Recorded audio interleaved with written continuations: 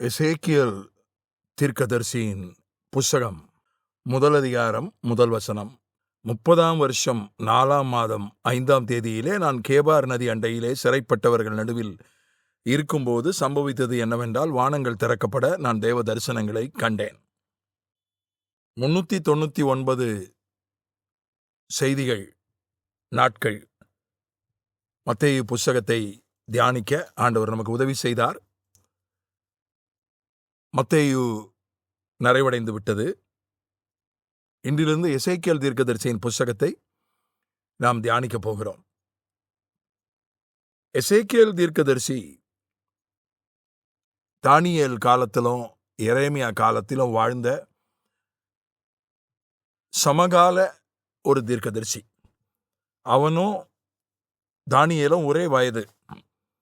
எரேமியாவுக்கு 20 வயது அதிகம் எசேக்கியேலை விட. எரேமியா இஸ்ரவேல் நாட்டில் ஊழியம் செஞ்சிட்டு இருந்தான். தானியேல் பாபிலோனில் அரண்மனையில் அரசாங்க வேலை பார்த்துக்கிட்டே ஊழியமும் செஞ்சான். எசேக்கியேல் பாபிலோனிலே கொண்டு வரப்பட்டான். பாபிலோனில் அவன் சொல்கிறான், நான் சிறைப்பட்டவர்கள் நடுவில் இருக்கும்போது. எசேக்கியேலும் பிடித்து வரப்பட்டான். எப்படி தானியேல் பிடித்து வரப்பட்டானோ அதுபோல எசேக்கியேலும் பிடித்து வரப்பட்டான் பாபிலோனுக்கு. ஆனால் இவன் அகதிகள் முகாமில் இருந்தான். தானியேல் ராஜ குடும்பத்தை சேர்ந்தவன், நல்ல படிப்பாளி. அதனால அவனை அரசாங்க வேலைக்கு கொண்டு போயிட்டாங்க. ஆனால் எசேக்கியேல் ஒரு ஆசாரியன், ஊழியக்காரன். அதனால ராஜ குடும்பம் கிடையாது, பெரிய படிப்பு கிடையாது, ஊழியக்காரன். அதனால அவனை அகதிகள் முகாமில் கொண்டு போட்டாங்க. சிறைப்பட்டவர்கள் நடுவில். ஒரு பக்கம் தன்னை விட 20 வயது மூத்த எரேமியா தீர்க்கதரிசி சொந்த நாட்டில் ஊழியம் செய்கிறாரு. இன்னொரு பக்கம் தானியேலை பற்றி எசேக்கியேலே 3 தடவை எழுதியிருக்கிறான். எசேக்கியேல் 14:14, எசேக்கியேல் 14:20, எசேக்கியேல் 28:3. தானியேல் அவ்வளவு நீதி உள்ளவன். தானியேலுடைய நீதி கூட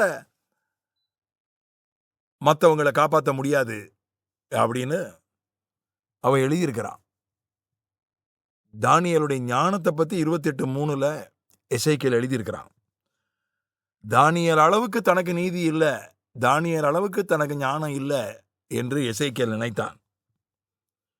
எரேமியா தன்னை விட வயதில் அனுபவத்தில் மூத்தவன். இப்போ அனுபவத்தில் தன்னை பெரிய ஆளுன்னு சொல்ல முடியாது, ஞானத்தில் நீதியில் தன்னை பெரிய ஆளுன்னு சொல்ல முடியாது. தானியேல் அந்த இடத்துல இருக்கிறான். இப்போ நடுவில் இவன் இருக்கிறான். இந்த பக்கமும் கிடையாது, அந்த பக்கமும் கிடையாது. ஒரு நடுத்தர நிலைமையில் எசேக்கியேல் இருக்கிறத பார்க்கிறோம். எரேமியாவுக்கும் எசேக்கியேலுக்கும் ஒரே ஒரு ஒற்றுமை என்னன்னா, 2 பேரும் ஆசாரியர்களாக இருந்து தீர்க்கதரிசிகள் ஆனவர்கள்.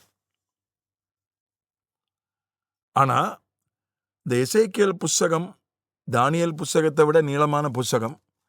எசேக்கியேல் புஸ்தகத்தில் இருக்கிற மாதிரி தேவனுடைய மகிமை ரொம்ப நுட்பமாக விளக்கப்பட்டுள்ளது. எரேமியாவை குறித்து இயேசு கிறிஸ்துவையே இவர் எரேமியாவோ என்று சொல்லுகிற அளவுக்கு எரேமியா உச்ச கட்டத்தில் உள்ள ஒரு தீர்க்கதரிசி, அதில் எந்த சந்தேகமும் இல்லை.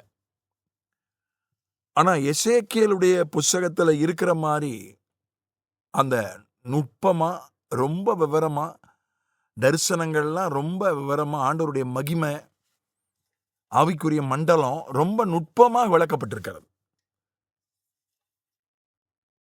ஆவியானவரை எப்படி இருப்பாரு? ஆவியானவர் ஏதோ ஒரு காத்து மாதிரி, ஒரு நெருப்பு மாதிரி இருப்பாருன்னு தான் நினச்சிட்டு இருந்தோம்.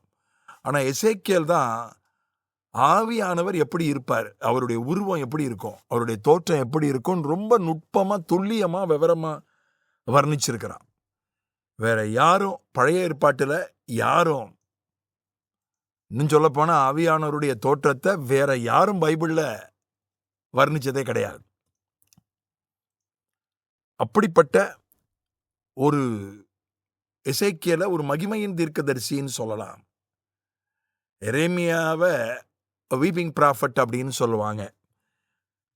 அவன் புலம்பலின் தீர்க்கதரிசி. ஜனங்களுடைய நிலைமைக்காக எப்போதும் அழுது கொண்டே, கண்ணீர் விட்டு ஆண்டவருடைய தீர்க்க தரிசனம் சொல்லுகிற, கண்ணீரோடு தீர்க்க தரிசனம் சொல்லுகிற ஒரு கண்ணீரின் தீர்க்கதரிசி. தானியேல் அவன்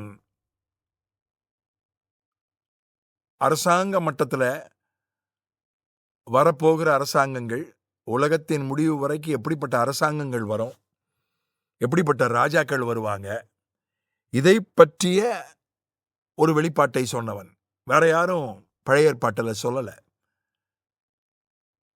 வெளிப்படுத்தின விசேஷத்தில் யோவான் சொல்லியிருக்கிறான்.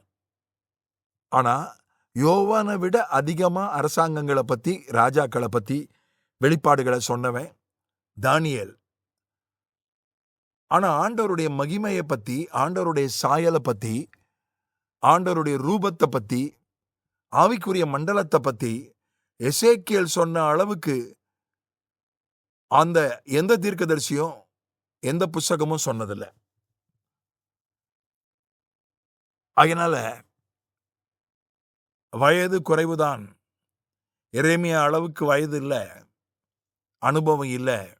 தானியேல் அளவுக்கு நீதி இல்லை, தானியேல் அளவுக்கு ஞானம் இல்லை.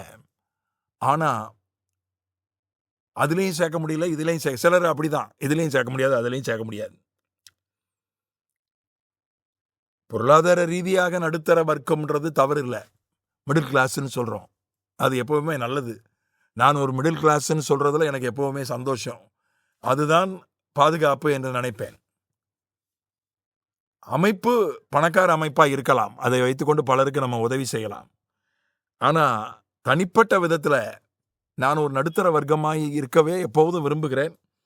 நடுத்தர வர்க்க வாழ்க்கை வாழவே பொருளாதார ரீதியாக, அது நடுத்தர வர்க்கமாக பொருளாதார ரீதியாக இருப்பது தப்பு இல்லை.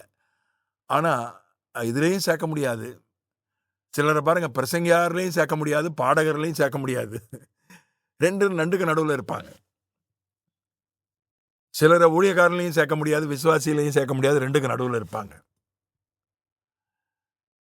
அந்த மாதிரி இந்த ரெண்டுக்கு நடுவில் தானியேல் அது ஒரு ஓரம், எரேமியா ஒரு ஓரம். ரெண்டு பேரும் சமகாலத்தில் இருக்கிறாங்க. நடுவில் இவன் இருக்கிறான்.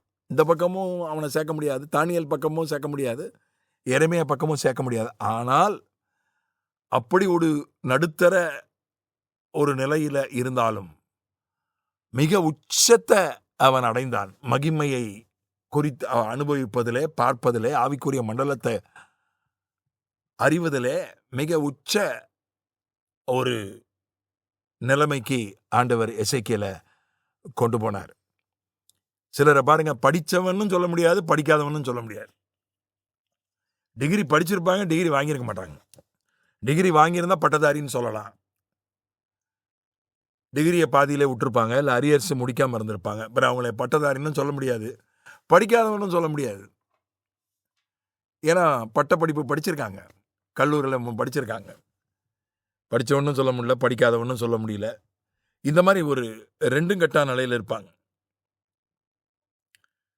நீங்கள் பாஸ்டரா சுவிசேஷகரா, அதுலேயே அவங்களுக்கு குழப்பம் இருக்கும். பாஸ்டர்னு சொல்ல முடியல, சுவிசேஷகர்னு சொல்ல முடியல. சில அப்படிப்பட்டவர்களோட தான் நான் பேசுகிறேன். அந்த இன்னும் சொல்ல போனால் இந்த ஜெண்டர் ஓரியன்டேஷன் இப்போ அது பெரிய குழப்பம். பாலினம், நான் ஆணா பெண்ணா, ஆணா இருக்கிறவன் திடீர்னு பெண்ணுன்னு உணர்றான், பெண்ணா இருக்கிறவா திடீர்னு ஆணுன்னு உணர்றா. இந்த ஜெண்டர் ஓரியன்டேஷன் சொல்றாங்க. பாலினத்தை குறித்து ஒரு குழப்பம்.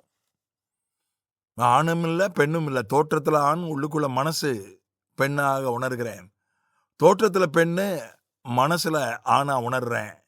இந்த மாதிரி ஒரு நடுத்தர நிலை கூட சிலருக்கு இருக்கலாம். ஆனா எந்த நடுத்தர நிலையில இருந்தாலும் கர்த்தர் உங்களை உச்சத்துல, ஆவிக்குரிய வாழ்க்கையில உச்சத்துல அவரால் கொண்டு போக முடியும் என்பதற்கு எசேக்கியேல் நல்ல உதாரணம். ஆமென்.